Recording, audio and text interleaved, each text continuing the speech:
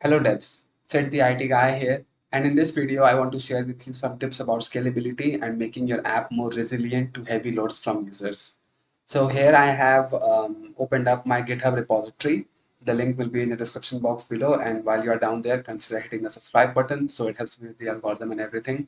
Okay, so here I have the get method for the homepage route. I mean, in our chat app, this is just localhost 3000, which will represent the blank get request, get route, I mean. So here we see that we are taking some variables and then we are running four commands here. So four functions have been written and after that we render this page. The fundamental problem with this approach is every time we refresh the page, we are running the same query over and over again, even when we don't need to. Because let's, for example, let's say I have been talking to Richard and I am not sending any messages to Richard and Richard is not sending any messages to me. So at that point, I can take the data that we have to show in this chat window and put it in an intermediate technology tech stack. We can put it in and we can fetch from there itself. We don't need to bother the database over and over again if the state of the app is not changing. So that's what I've done here. So one of the scalability things that I've implemented on the app is introducing Redis into the mix. So how did I install Redis? I pretty much went on Microsoft Store and downloaded the Ubuntu 22.04 LTS edition, which is running right here, and minimized that. And after that, I installed Docker Desktop right here, and I spun up a normal Redis container, and it is running on port 6379. So that's how the app is running now. If you are on Ubuntu, just get a Docker container running for port 6379. You should be good enough. But for Windows development environment, you have to do these things. So here you see that we have required the IORedis package, which in package.json, if you check, then you will find that IORedis version 5.3.2 is installed. And after that, we instantiate a new client for Redis with localhost 6379 and offline queue is true. And if it falls any kind of error, then it will console log it straight away. And so that's the initialization of Redis. Now, how are we using it in the app? Is you will find this in index.js. So let's take a look at the same get route that we just saw on GitHub.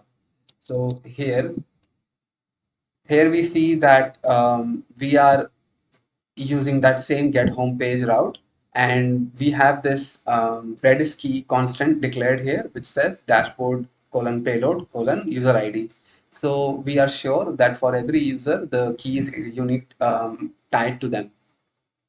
After that, we are calling this Redis key exist function to determine if the Redis key is existing in Redis server or not.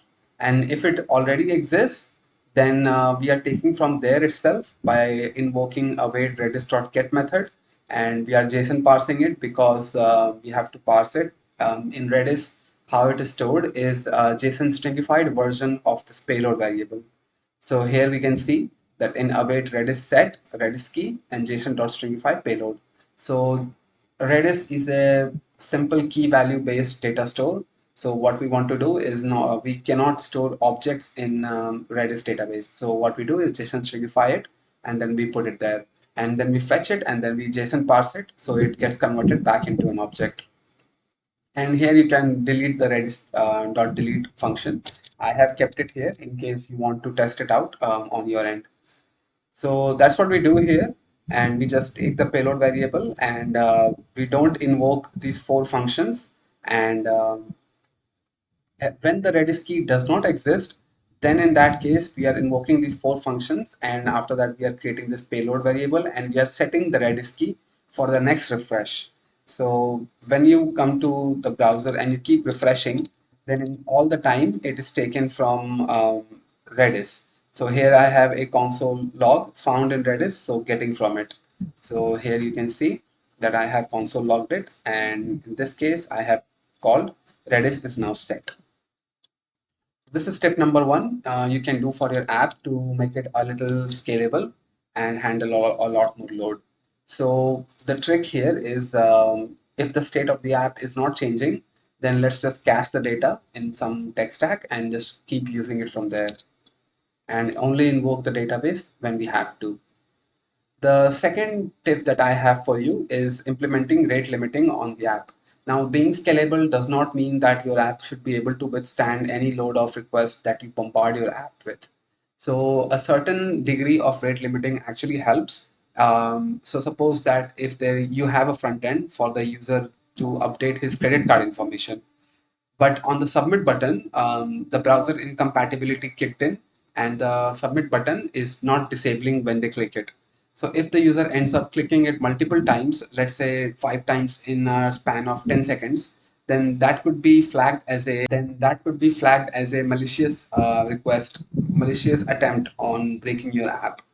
So what we do here is in package.json, you will see this rate limiter flexible package that is installed with version 2.4.1. And after that, we create this folder called rate limiters, and we create this file server rate limit.js. And in this file's definition, what we do is we take the rate limiter memory and we require the rate limiter flexible package here. And after that, we set the key prefix as rate limit colon server. Now, the logic that is set here is in a duration of 5 seconds, I will not, per IP address, I will not entertain requests if it is more than 10 requests in a 5 second time span. So that is what is set here. Duration is 5, quota is 10, block after is exactly equal to quota. And then we initialize this rate limiter memory with these parameters in it. And then middleware is defined as module.exports. The rate limiter will consume based on request.ip, and it will consume 1 point. And if it succeeds, then it goes to the next function meaning that it will allow accessing the resource that user has asked for. And if the rate limiter is throwing an error, so it will catch it and it will see if the consume point is greater than block after, in which case it will send a 429 status code with error to many requests, or otherwise it will just delay the operation and then it will do the next function execution. So that is rate limiting for you. We can create our own rate limiters for particular use cases. So you can do something like, so suppose in the same example, the user is updating their credit card information. So what you can do is you can create a rate limiter and you can say in 10 seconds, you will only accept one request for this particular API. So in index.js, for example, you would do, for example, if we had to do it here, then you would do var rate limiter equals require the file path relative to this index.js. And then what you could do is rate limiter dot consume function.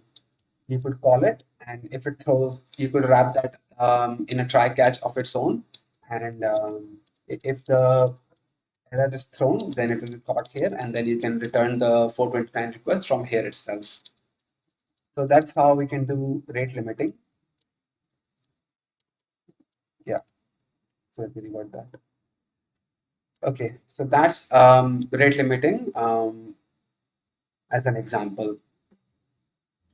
After that, let's discuss optimization of queries. Is quite an important step in making your app scalable. Obviously, we should be using indexes on columns that we are pretty sure that we are going to run queries on. For example, in this chat app example, the timestamps for the messages are pretty important because each time we load the page, we have to invoke.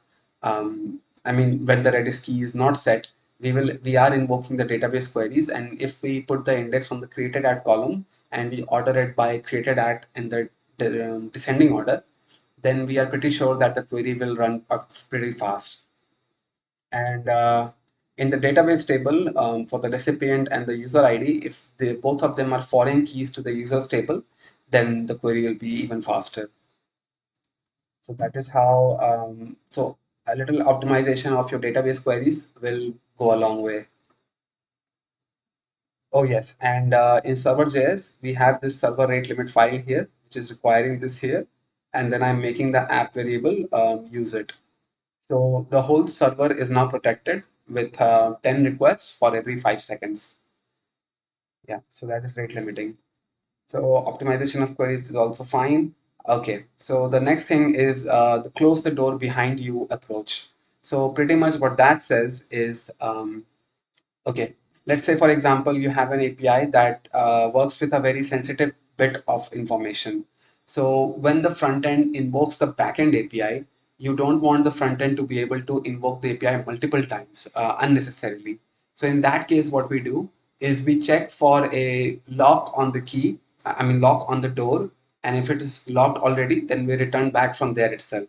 Otherwise, we enter the room and close the door behind us. So we don't want to keep the door open behind us, otherwise another request might come in through the door.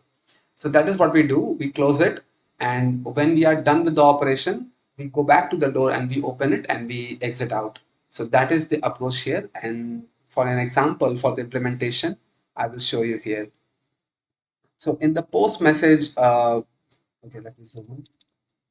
So in the post message router method. So what we do is we define this Redis key as post message user ID. So again, making sure that every user will have their own lock on the door. And then we check for Redis key exists, which is await redis.exists Redis key. So if it exists, then that means that this is already too many requests have been we have gotten it, and we will return it with status 429, and we will return false here. Or otherwise, the first thing that we do is we Redis set key with the value of 1. So what this will do, it has closed the door behind us. So if another request has to come in, then this Redis key will return true, and this execution will be done, and the user will know that I cannot invoke the API over and over. And we do our normal operations like we did before. And if you check the code, then just before returning the REST JSON as status 200, we are deleting the Redis key here itself. So just before the API completes execution, now we are opening the door because our execution has completed, and we can allow another request to come in at that point.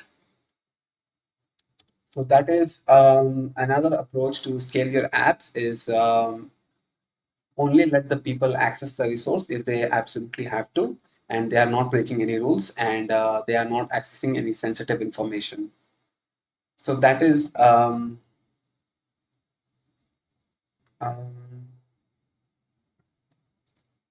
my GitHub repository will be in the description box. The GitHub code for this, it will be pushed on the main branch. Please be sure to pull that in your local systems and try it out for your own, and let me know if you faced any issues, and I'll be happy to help you out. And yeah, I'll see you in the next one. Thank you.